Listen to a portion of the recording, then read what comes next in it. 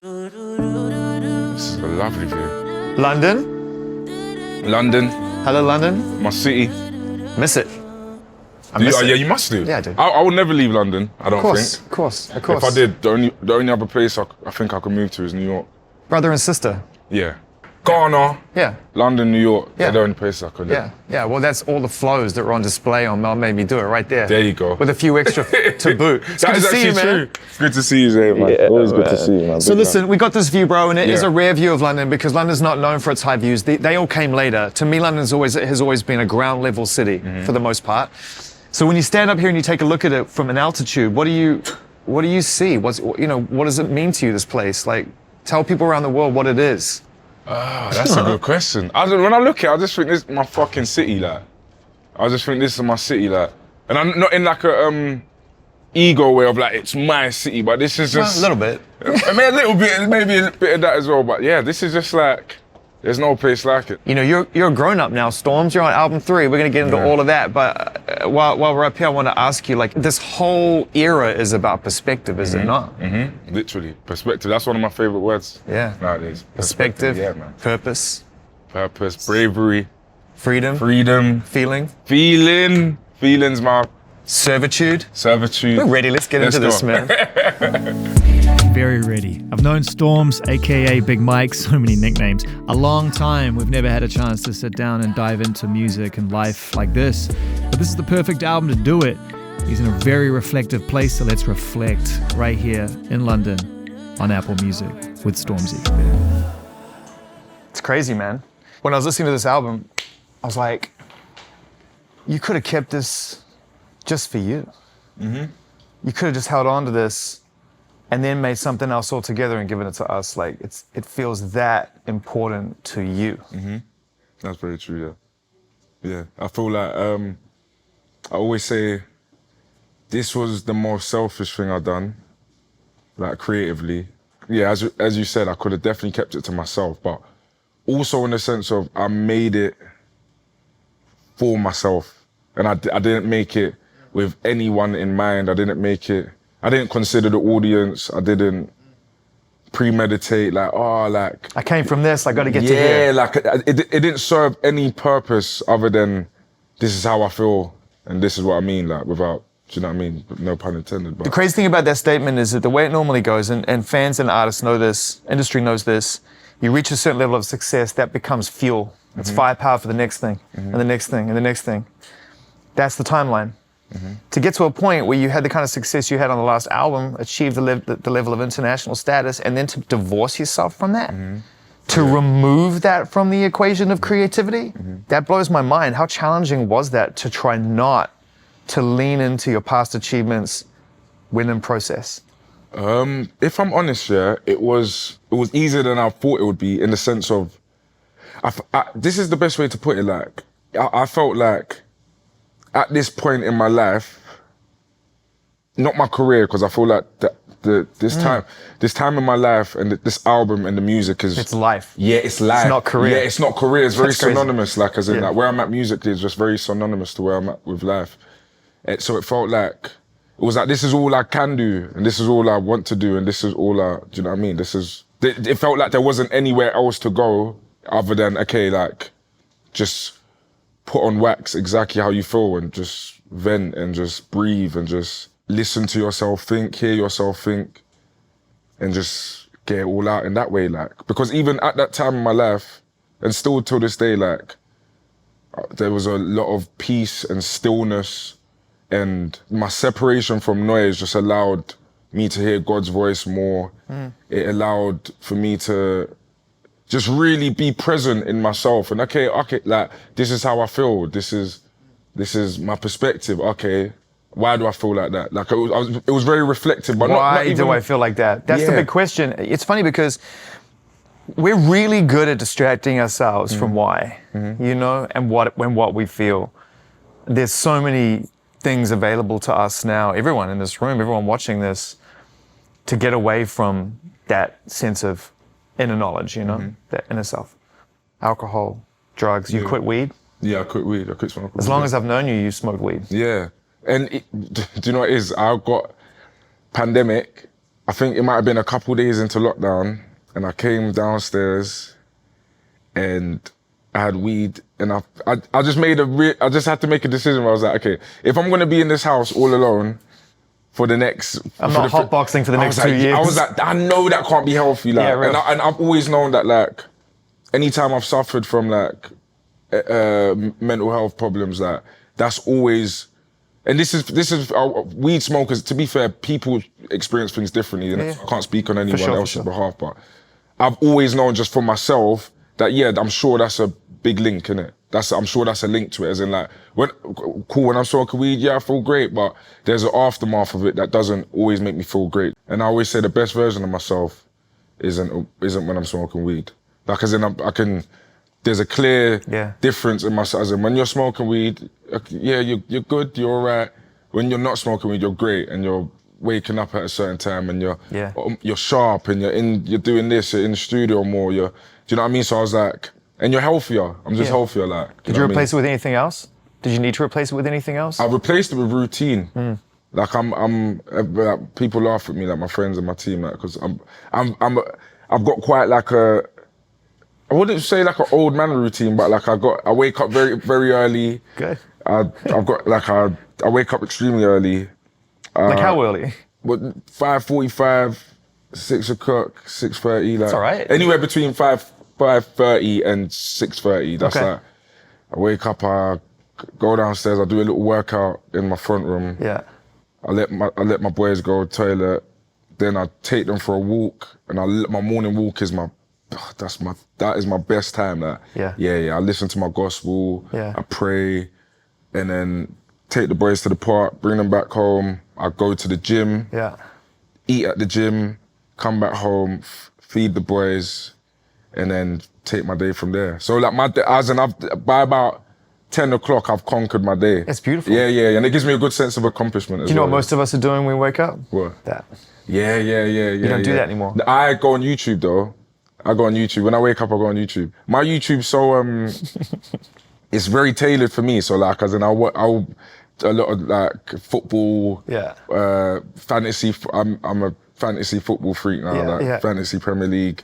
There's a difference between going on YouTube and exploring passions and diving deeper into things you're interested in. That's something it does do really well, is it opens that door for a deeper experience.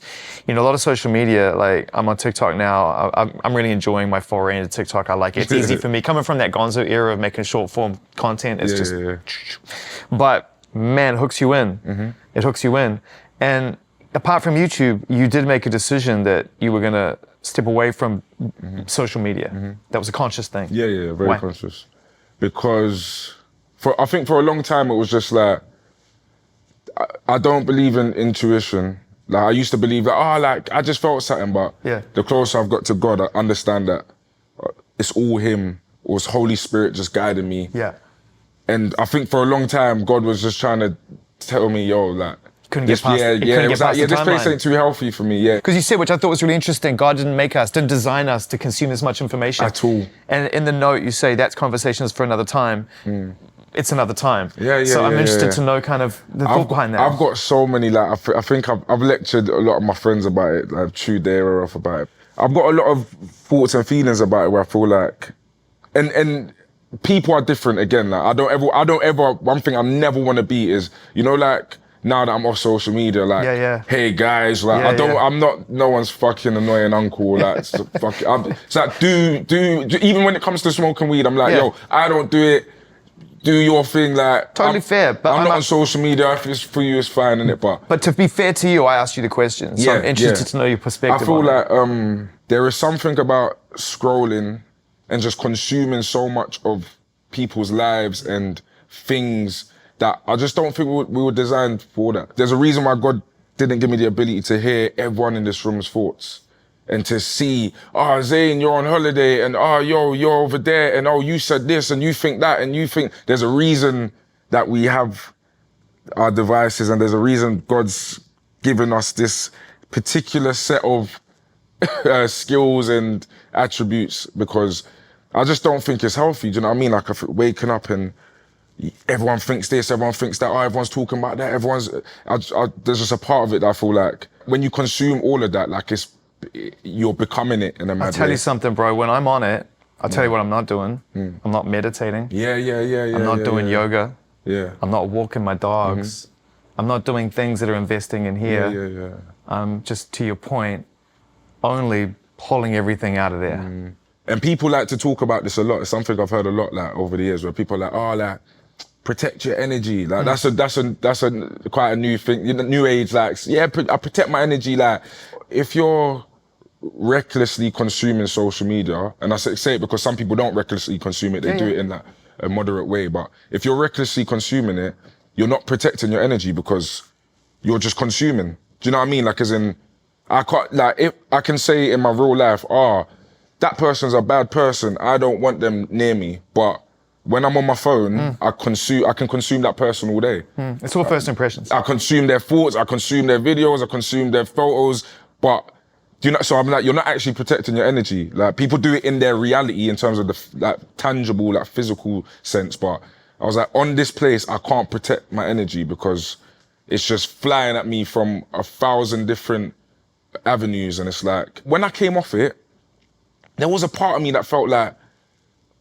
it wasn't brave. I felt like, you should be able to stand on the internet and like, and it wasn't even nothing to do with like negative traffic. It was more just like, you should be able to stand and consume everything. Yeah. And then I was like, no, I'm sensitive. Like, I'm sensitive in the sense of I feel things. That's And powerful. That's know yourself. That's getting to a place of self-awareness, understanding where your limitations are.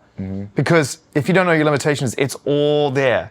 All the weed you want to smoke, all the social media you want to consume, or the liquor you want to drink, or the social the parties you want to go. It's all there. At some point, you got to know yourself. And I think you choose people really well, or they choose you.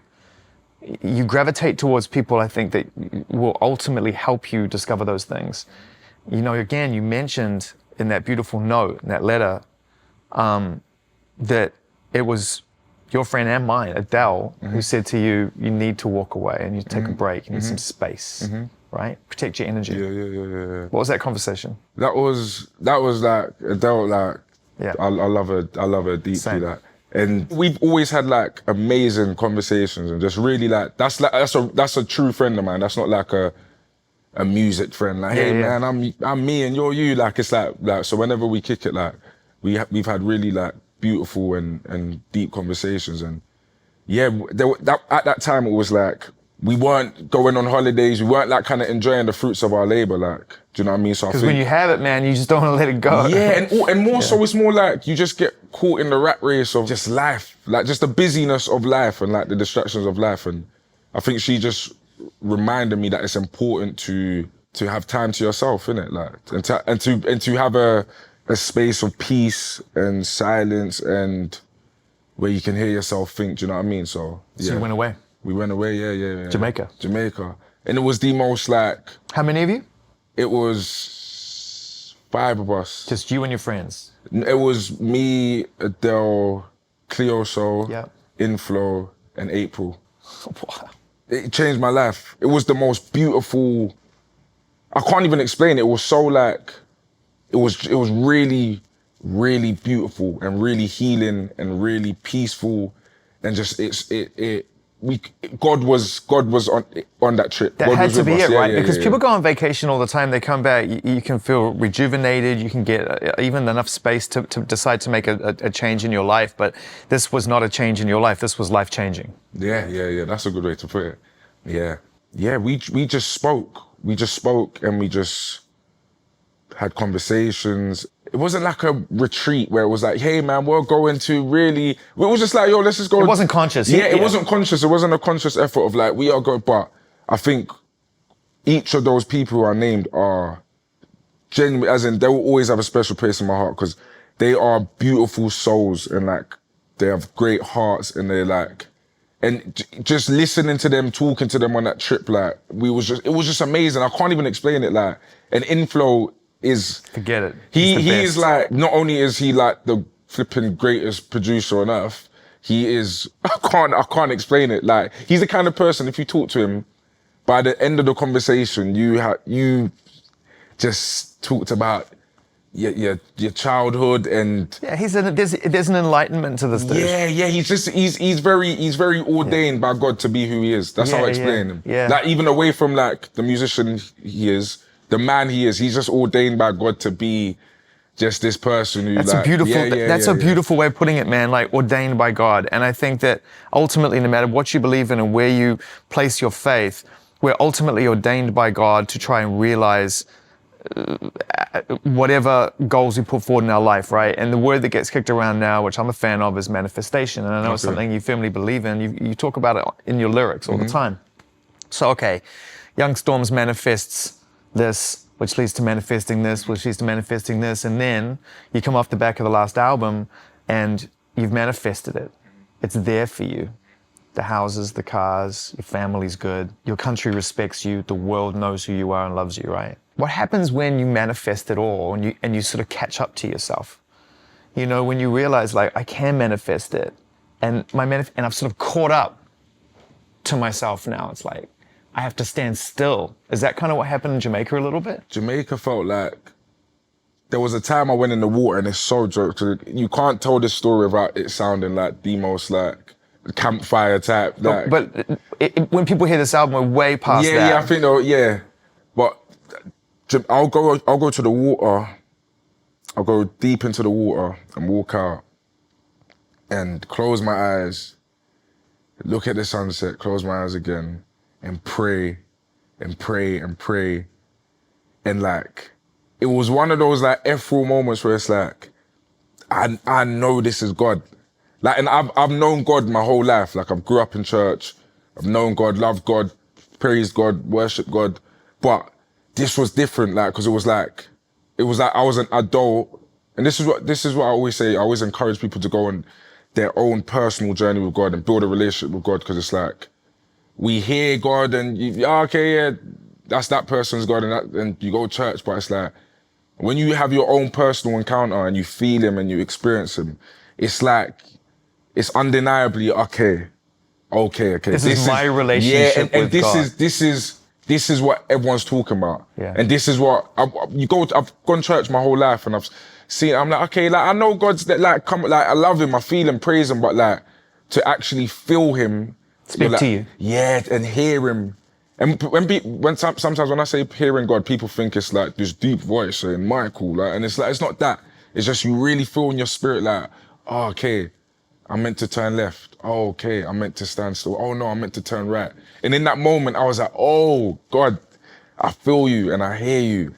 Like, and I that's why I always encourage a level of silence in people's life and a level of solitude as well. Yeah. And people always relate solitude and silence and like separation. They see it as like a kind of boring, difficult, like task. They see it as like you got to go to the mountains. Like even so, for example, quitting weed and not being on social media. People think that's profound. I'm like, it's not that profound. Like I'm not.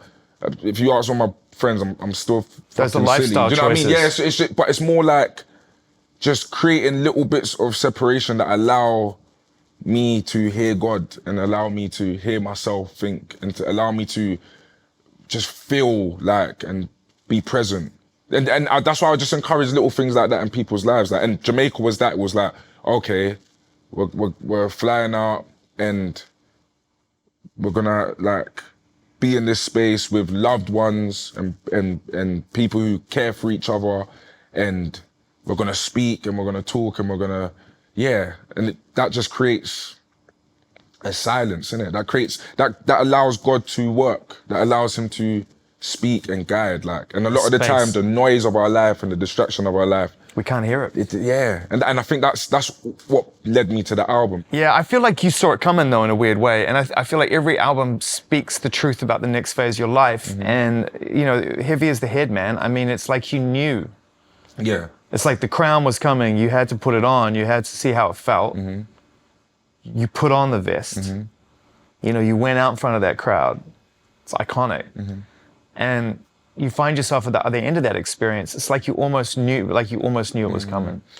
With Heavy as the Head, it's so funny because when I look back at that time, even when I look at the album cover and I'm like, yeah, you were fucking heavy, man. Like, Yeah, and it's there's a part of it that's sad as well, because it's like, there's also a part of it where I'm very grateful, because I'm like, I'm not that person anymore, innit? Thank God, like. But it was heavier, and it was also I think the big difference is God, and the reason why I always say God is because at that time, what I learned now is all that heaviness.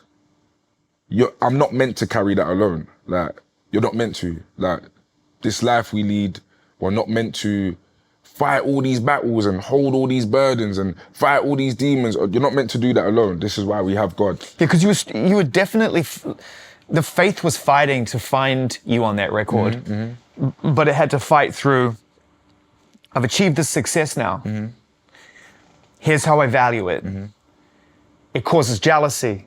Here's how I deal with that, right? Oh man, the audacity. Yeah, you know? Course. There's conflict on that record. A lot, yeah. A lot. And a conflict. And that was something that I was battling with from the beginning of my career, like internal conflict. Yeah, I think the big realization was that I'm just a man, innit? Like, and even at that time, I was a boy, and everything that I was dealing with, of course, I'm that heavy because I'm not meant. So this is how I look at it. If I was dealing with all that stuff now, the way I know God, it'll be fine. I wouldn't feel like, heavy is the head. I wouldn't feel like, I'm heavy. And I could have all that weight I had then, here today in 2022, and I'll be fine. Because you're not carrying it on your own. I'm not carrying it on my own. I would just say, okay, I'm dealing with all of this, that's fine, let's wake up, we pray. And I got brothers, Enoch, like I got brothers who I can call and pray with, and like I'll say, yo, like this is a heavy time in my life, and I got to do this and this and this is bugging me, and like, and I'll say, that's fine, because I do all things through God who strengthens me. Yeah. So do you know what I mean? So it's even a lot of the time when I talk to people and they're like, what, this newness about you? I'm like, it's not me. It's just I've got a great understanding of the God I serve. That's all it is. It's like I'm the exact same Storms, the exact same Mike from back then. It's just now, when you understand God and you understand how he works, it's just a lot easier to navigate. For example, perfect example, this album, every time I made an album, to the point, this is even, I don't think I've ever said this. There was a time when I used to think, I used to do the maths on it. I used to think, I can't be a musician forever, because what it takes for me to make an album is so emotionally, physically and mentally taxing. I was like, this is unsustainable. This is unsustainable. Yeah, I said, so every time I go to make an album, I'm gonna get in this hole of depression and overwhelmingness and like pressure, and like I was like, this is like to the point, and I've never been a quitter. I've always been said I'm gonna do, and I looked at it and I said, this ain't sustainable. Am I meant to do this for the rest of my life? Imagine when I have my family and then, all right, guys, got to make an album, gonna be flipping the press for them. I was like, this is insane. Like, so I always used to think, I can't do this for the rest of my life. Like, and then this time around, now that I understand God, I'm like, oh, it's fine. So all I do is I go in studio, we pray. Channel. Literally, Bible, God, be in the room, Holy Spirit, just guide whatever. And I hope for the best. And I trust God that it's gonna be great. And if it's not, that's fine, because that's his plan. So whether I leave there with the fucking greatest song I ever made, if I leave there and I've done one lyric, if I leave there and I've done nothing, it's fine, because I've given it to God and I'm doing it through him. It's not, I've taken the pressure off myself, because I'm not meant to do it myself. Like, you're not meant to, it's hard, like, it's difficult, you know what I mean? It must mean that there are times when you sit back and listen to what you've created, and it's the closest thing you have to what we have, that you listen back to it and you're listening to it for the first time almost, because you've taken away a certain amount of that kind of crippling analysis that can really shake the process. Yeah, exactly. And I listen back to it and I'm like, I am so in awe of God's work. Amazing. Yeah, like, as in I'm like I listen back to that album and I'm so proud. I feel so blessed, and I feel so happy, and I feel so happy that the God I serve is the God I serve. It's like with this body of work, when I listen back, I'm like, oh, you've shown me that if I lean on you, you will always do it. And he's done it from the beginning of my life, do you know what I mean? But when I listened to this, because this was the first time I really said, let go and let God. Like, and I listen back and I'm like, these are songs, these are melodies, these are lyrics, these are flows, these are ideas, these are sonics, these are sounds, these are feelings that I could have never have like done that alone. Impossible. Like if I made this album without this culture of like letting God do it, that's a totally different album. It starts in the most bare way possible. Yeah. It's just these beautiful chords, and then it's you, and it slowly reveals itself over 8 minutes, Fire and Water. Yeah. And the whole idea is just like the process of what you've been through to achieve the whole is laid out for us in that first 8 minutes. It's mind-blowing, Storms. Thank you. And immediately as well, you really lay yourself bare lyrically. And I think you show us that you're doing a lot of real self-awareness work.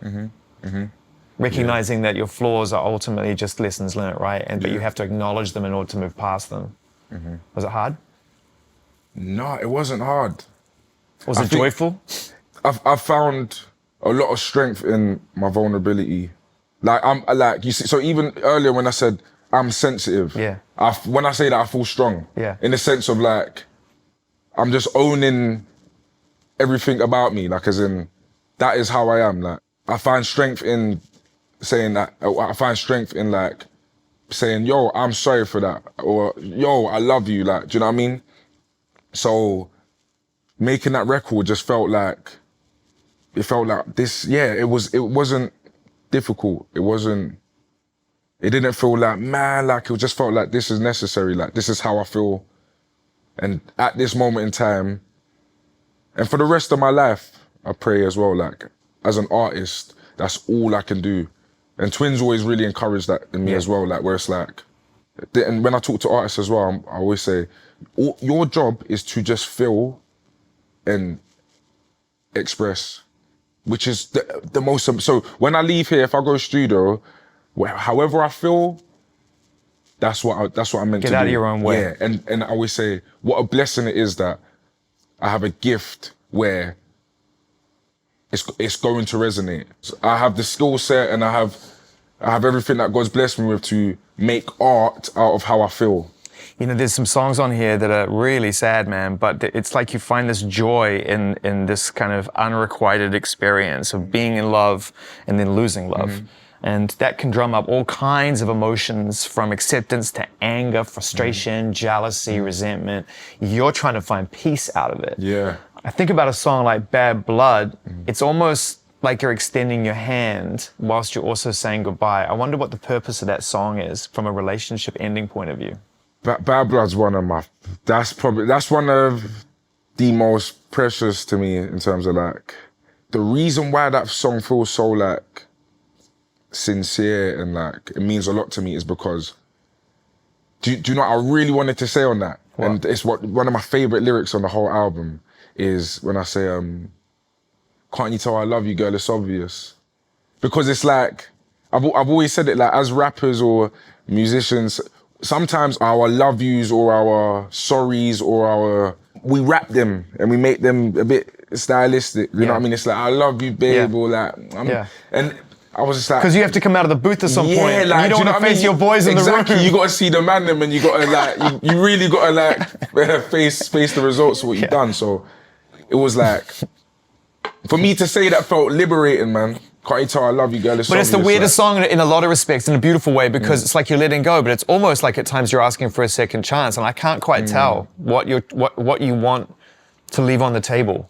I think you described it best, where it was just like, I just wanted to find peace. You know, like as in, and even throughout the whole record, like, anytime I speak about my relationship, like, it's like a figuring out of like how I'm feeling. Like, do you know, that's why there's different versions of it. Like, as you said, it's all these different facets of love. Like, and Bad Blood was the most peaceful, as in it felt like, this is what it is. As in, it's mad love, and it will never be bad. It will never be bad blood. Do you know what I mean? Because of what it was. It removes all the acrimony, which Yeah. is such a byproduct of when people no longer have time to share with each other. We're not all supposed to spend the rest of our lives together, with very little exception in terms of family and what really is a blood situation.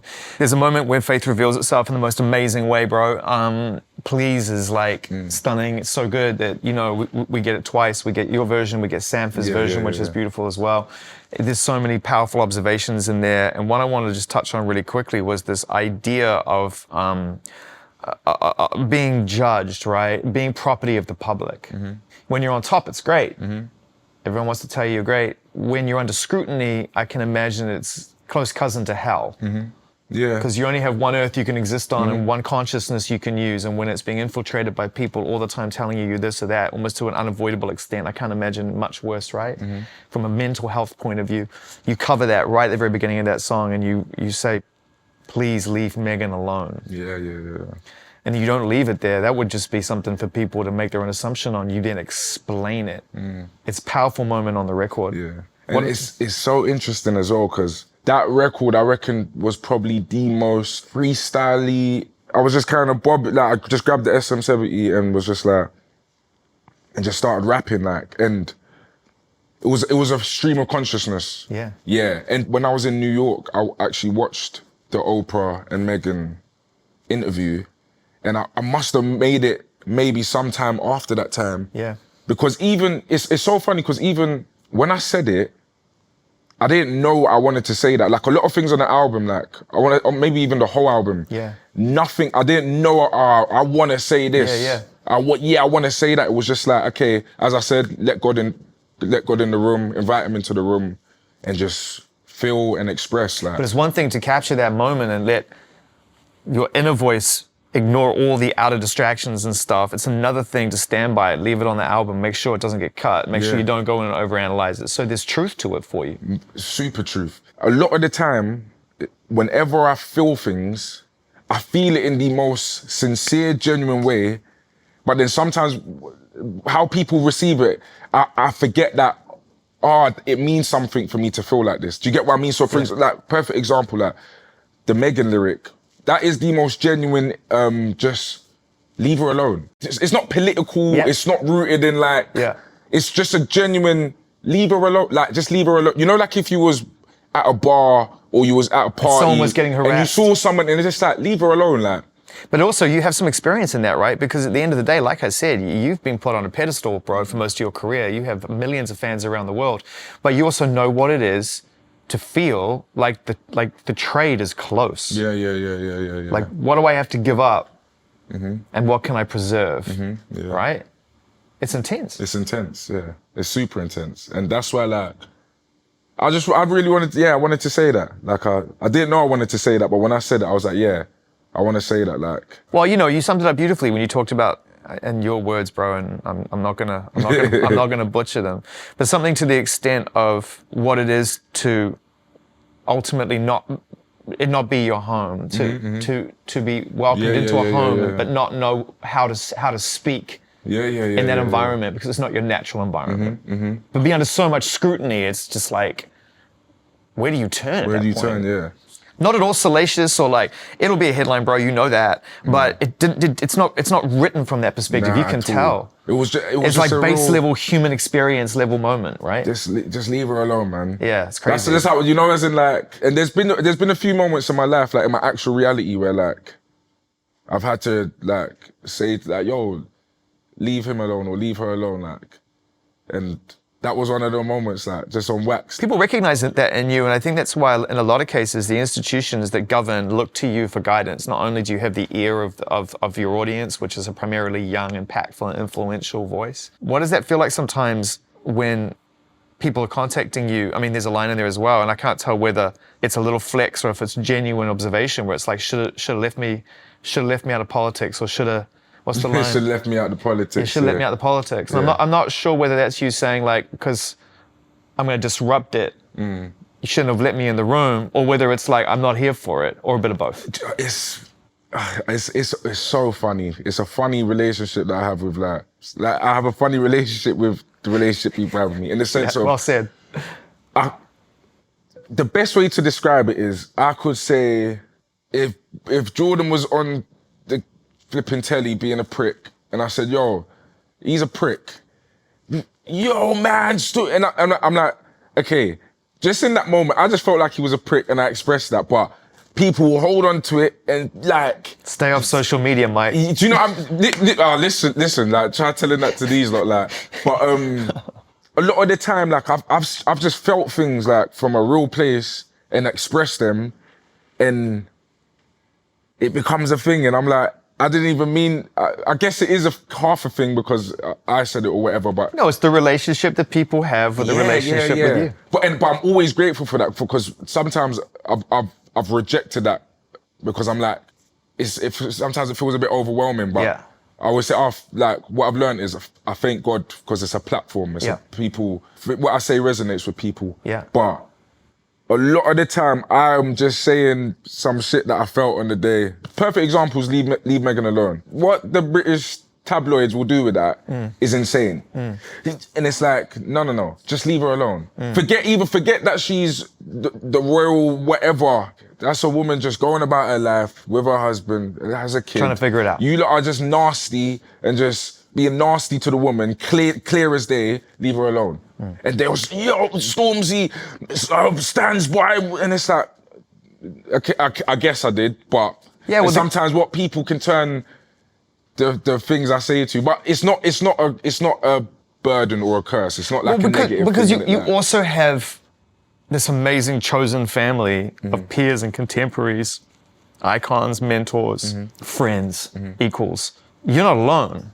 I mean, that scene in Mal Made Me Do It, when you all congregate on the lawn and up on the veranda overlooking the lawn, is so powerful.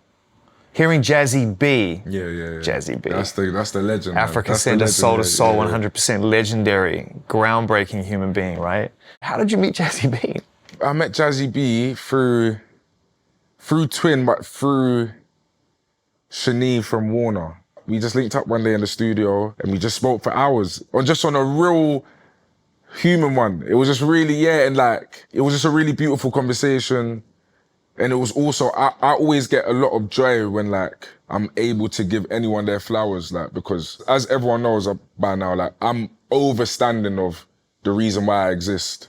So anyone in the black space of music, culture, entertainment, who's still here, like, I really enjoy connecting with them. Even if they're not here, man. I mean, the moment course. when Jamal Edwards' family are holding the framed portrait of Jamal, being here in the UK and trying to find my own voice in media and work out what I was going to do at Radio 1 and everything else, while Jamal was building the blueprint of independent distribution, content, media for a community and a culture and a music that was looking for independence, right? Looking for an independent place. He did that. Yeah, he's a G, man. I mean, his legacy... Forever. His time on earth way too short, but his legacy forever. Amen.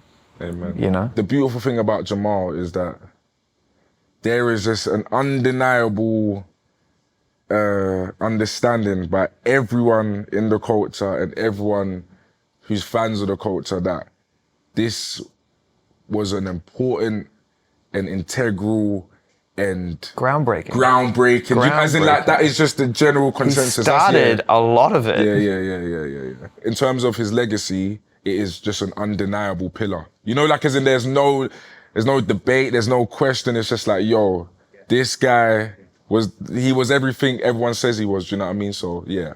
The concept of family is it's big for any artist, whether you put it on the line or not. It's undeniable influence in what you do. You've really addressed some important stuff on this record. There's a verse where you talk about forgiving your father, which is massive. Massive, because that's a place of peace for you. And when did you start to recognize that relationship differently, see it differently than a young person whose ego is, and the trauma combined, is toxic combination? When did you start to realize it could be something different for you? Probably when I started getting closer to God. I don't think there was like a sudden switch, but it was just like... Did it hurt you when people said your father's proud of you before you'd been able to realize that place? Was it something you wanted to reject because you were still angry? It was something I want to say indifferent. I was indifferent to it. It was like, okay, it's cool. And then you grow, and then you have empathy, perspective, like what we talked about. And I was like, I gained more perspective on it, where I was like, okay, I'm sure you're sorry. Like, it's been 29 years now. Like, I'm very sure you're sorry. Like, anyone would be sorry. Yeah. And I'm sure that you would love to be forgiven, just the same way I would for anything I've done. Do you know what I mean? Like, just perspective on it. Have you had a chance to speak with him direct, or is it on the record at the moment? It's on the cards. I always say I'm gonna do it, but I've not done it. And there's nothing actually stopping me apart from maybe just my own, just on my list of priorities. I need to bump it up to the top. And that's not, I'm not happy about that. That's not the right thing. And yet, man, you're dragging your mum kicking and screaming onto your records every time, which I love.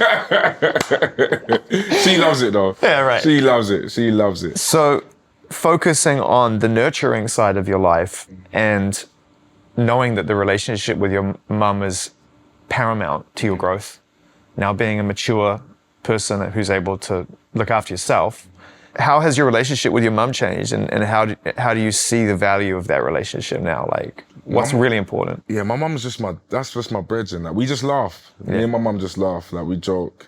Her joy just brings me a lot of joy. So I think our relationship is just a very beautiful, joyful one. Like, if I called my mum now, the way she would answer the phone, you would know straight away. And my mum's like one of my best friends, man. She's like, same, that's my bestie, man. Yeah. And let me tell you, like, hearing that relationship in real time, in the odd moment that she shows up in the journey that we get to share, it's so beautiful, because, like, yeah, I don't want to get morbid on it, but man, it comes a time when you will have to stand on your own 2 feet. God willing. That's the order of things. So it's like making the most of those moments, man, every single moment. You know what I'm saying? Amen. You know, I said to you when I came and said what's up before we started talking, I was like, it's your 444. You know what I mean when I say that? Yeah, I know. I hear you. I get what you mean. This is the moment when, like Jay did, you get to make something purely for yourself. I feel like all the great artists ultimately make this distinction at some point on their journey, where it's like, you said at the beginning, it's selfish. Very selfish. I do this for my relationship, in his case. I do this for my relationship with God and my self-growth in your particular case. You mentioned Jay on the record? Yeah, I've got so many lyrics about Jigger. Like, yeah, I think I've got. You allude to conversations. You allude to some kind of work you've been doing, and I just wanted to ask you the nature of your relationship, not for any other reason except I think that he's becoming someone of such inspiring status. The work he does beyond the music now is just incredible. And I know that that's part of your goal too. And I wonder if that's kind of the nature of your relationship in a way, is beyond like bars and more about change. Yeah, I think the way I look at Jigger is just like, I always say there's no one who has inspired me and my brothers more than him, in terms of just like how he behaves, how he conducts himself, his approach to art, his approach to business, his approach to life, his approach to family. Like, yeah, there's no one who I look at more and I feel like, yeah, you inspire me. Like, have you talked to him off the record about these things? Yeah, I've sent like chunky paragraphs of like, because as I said, like even like with Jazzy B, like I think it's so important. Like and again, I'm a feeler in it, so if I feel something like, yo, that was sick, or yo, you're amazing, like I'm that person. I would see if I saw anyone who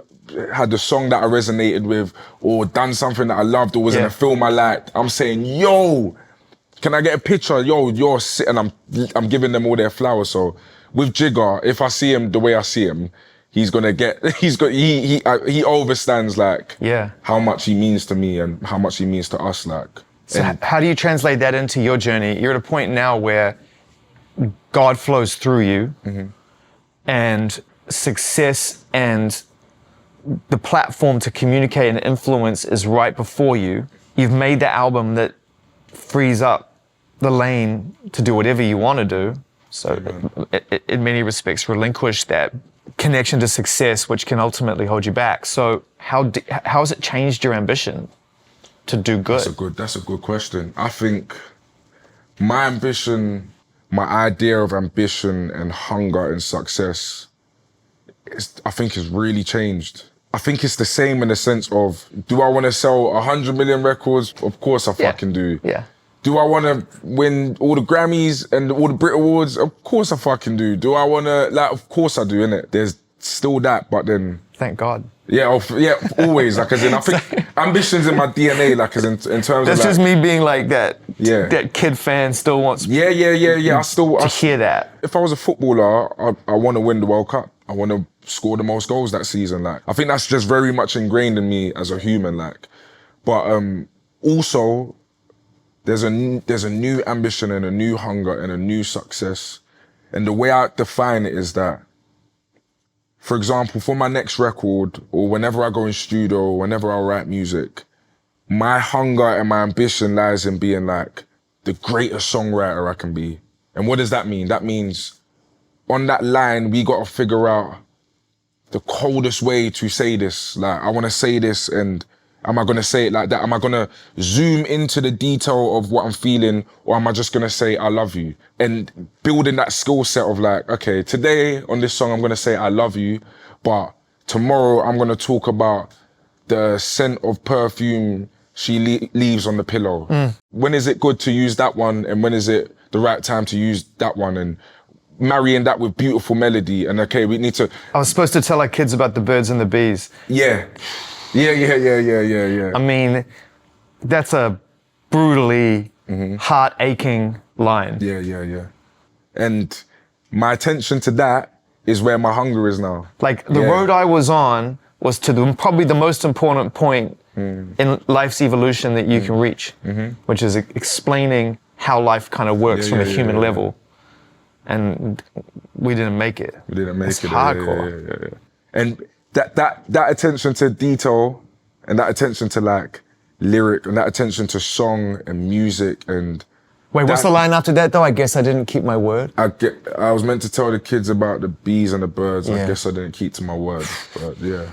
So you see, when you talk about the hunger and that ambition, that the way I rap on Fire and Water, I see, and think about it, there's none of that in that, but I see that, I put that in a greater esteem than like maybe some verse that people think is my fucking greatest, when I'm like, and I'm fucking them up and I'm talking about this and that. Like, but I feel like, nah. That'll make me do it is 7 minutes of just that. But I feel like I'm rapping my arse off on Fire and Water. Yeah. Do you get what I mean? Like, as in that's where like my newfound ambition is, where it's like finding new ways to rap my arse off and finding new ways to be a greater songwriter and finding new ways to be a great those musician, moments when you give over to it, like, this is what I mean. Yeah. All my presidents are black. There are moments when you relinquish the journey enough to stay rooted in one place, just a little more. Yeah.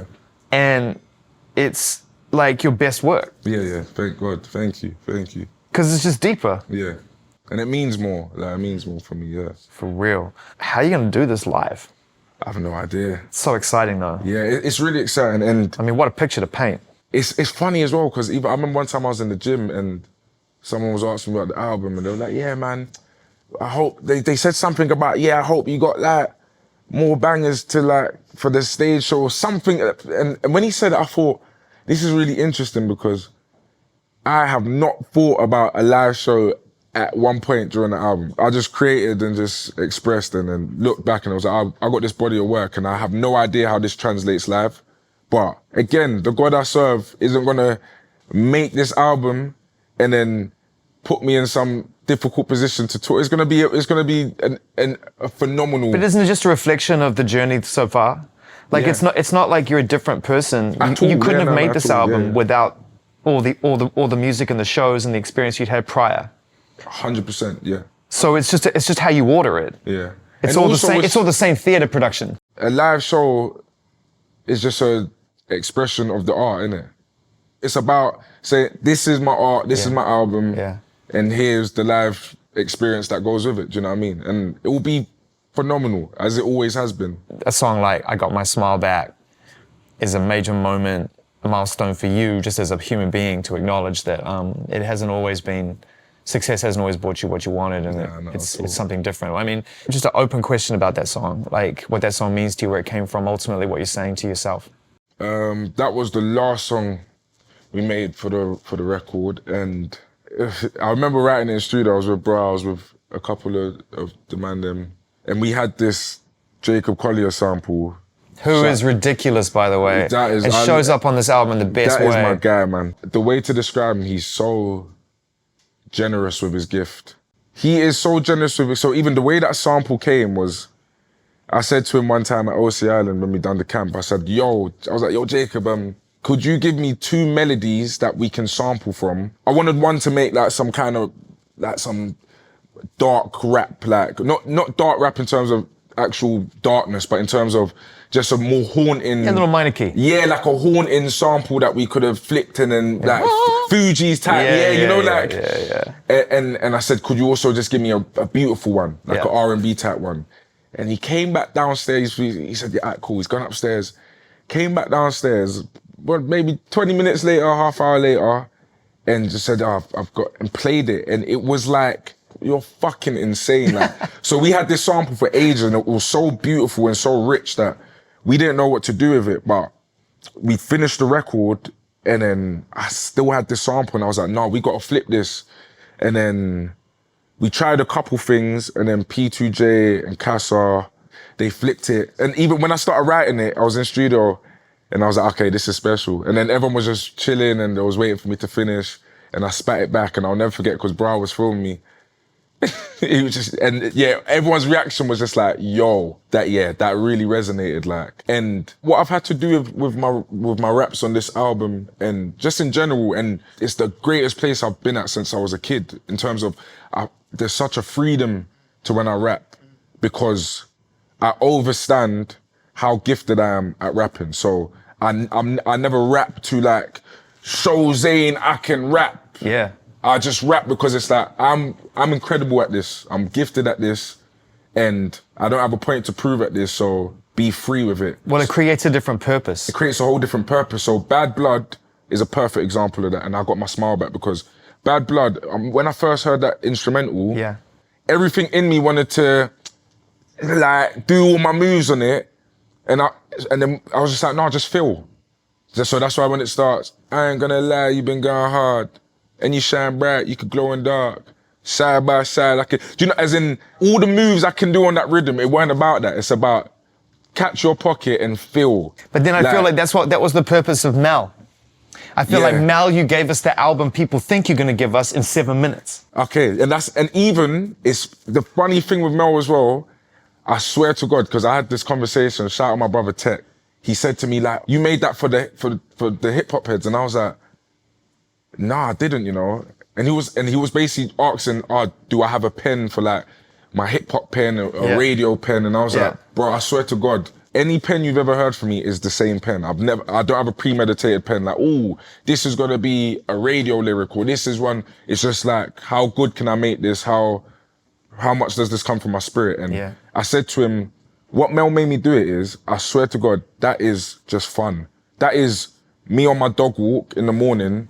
Hearing the rhythm, talking to my cousin Jermaine, who's like my creative partner, and just having fun. That is the definition of, yo, Zayn, come hear this lyric, and put my arm around you and going like that. That is all that is. There is no ego on that song. As much as it's, I'm standing strong, that's the equivalent of like, imagine Messi with a ball doing kick-ups. Yeah, totally. He's not here to score. He's not here to like, he's just doing kick-ups. He's got his ball. He's having a fucking blast. Yeah, you can hear it though. That's what's so compelling about it, man. When you listen to that song over and over again, like I actually look forward to the pauses and to the noises and to the self-realizations than I do the punchlines. Exactly. The minutes where you talk about you needing the million and you're like, oh. Yeah. It cracks me up every time. Because I think that's an insight into who you are in the corridor before we start. Exactly, yeah. You're making those noises with your friends in your room. You've mentioned these words throughout this conversation. We started the conversation with them and they keep popping up just naturally. So I wanted to know what these 3 words mean to you now at this point in your life, starting with freedom. Freedom means to me, and freedom's a funny one, because I talk about this a lot with my brothers, the freedom that a lot of people think they have is not true freedom in the sense of, creatively anyway, I'm not talking like politically or just like, Yeah. I'm talking creatively. Freedom for me is, I like this feels good, I'm doing it. And a lot of the time, like, people can think freedom is rooted in fuck the labels or fuck the establishment or fuck radio. And I say that's not freedom. No, that's almost the opposite. That's the opposite of freedom. That's fighting for your freedom. It's not freedom because now you're making decisions with an attitude of this. That's not freedom. Freedom is, I'm doing this because I want to do it. Do you know what I mean? So I've really had to like stand in decisions I'm making, and I always make sure my decisions aren't rooted in ego and they're not rooted in like some sort of rebellion. It's just like, no, does this feel good? It's not about, for example, it's not about Mel made me do it being 7 minutes. It was never to say, yeah, I'm rapping for 7 minutes, or Fire and Water's gonna be that long and we're gonna put 2 songs together, because it's not about that. As soon as you start doing that, that's not freedom. Freedom is like, yo, that song is 8 minutes because it felt good. Or that song, we just let the guitar riff run because it felt good. And I spat like this because it felt good. So even Bad Blood, like, that felt good to breathe on the rhythm like that, let it breathe, and then go again, and then say, it felt good. That's what freedom is to me now, creatively. When it feels good, just make sure it's rooted in a pure cause, yeah. What about bravery? Bravery for me is feeling. Being brave is to feel, especially like, as black youths, like, and I don't even want to make this like a political thing, but it's like, we grew up not feeling, and we grew up feeling, but we grew up having to mask those feelings and like disguise them to survive and to navigate. But bravery for me is feeling. Like, I feel like this. Today I feel sad. Today I feel great. Today I feel strong. Today I feel weak. Today I feel sensitive. Today I feel tough. Like, bravery for me is feeling, and feeling unashamedly, like, yeah. Well, the third word was feeling. Feeling. My favorite word, especially like when it comes to my art, like, just spirit, man. Like, what resonates with your spirit, like. And I thank God, because what I've noticed is whatever makes me feel will make someone else feel. Before, maybe I cared about like, I want everyone to feel this, and now I don't care. It's like, I want someone to feel it. I love music. I love music as in like, the way something can make me feel, the way a chord can make me feel, the way a flow can make me feel, the way a lyric can make me feel. Like, I always say, I just want to make someone feel the way Stevie made me feel, the way Whitney made me feel, the way Frank made me feel, the way Jiggers made me feel, the way Kanye's made me feel, the way Drake's made me feel, the way Kendrick's made me feel. Do you know what I mean? Like, as in, whether it's a lyric or a chord or an ad-lib. Like, even me and Bra got this thing, like, sometimes there's a BV in the back, there's an ad-lib and it comes, and I'll wait the whole 3 minutes, and you get at the end and it's like, oof. The way Lauren makes you feel. The way Lauren makes me feel, like, the way Lauren makes me feel. Do you get what I mean? Like even recently, what's the song I've been listening to? Monica Martin? Go Easy Kid. It's just a song that I've heard on shuffle, and I've been listening to it. I get very possessive over songs. I would rinse the same song for a week. And I just heard this song on shuffle. I was like, what a beautiful song. It's just really nice. It really resonates in my spirit. Cleo Soul, Mother, that album. Unbelievable. That album is sensational, breathtaking, and just makes me feel like, if I leave here and I get in the car and I put that on, I just feel like, and in that moment, I'm just feeling like. Careful, man. It sounds like the return of hashtag Murky right now, bro. That's what it sounds like to me. Boy, you never know. My brother. How can you not believe in magic, man? How can you not believe in magic, bro? This conversation has been just that for me, Thank but you, also bro. the album is magic. Thank you. And you've just given over to it, man. Thank you, and man. Just congratulations. Thank you very much. Thank you, man. Thank you, bro. I'm happy.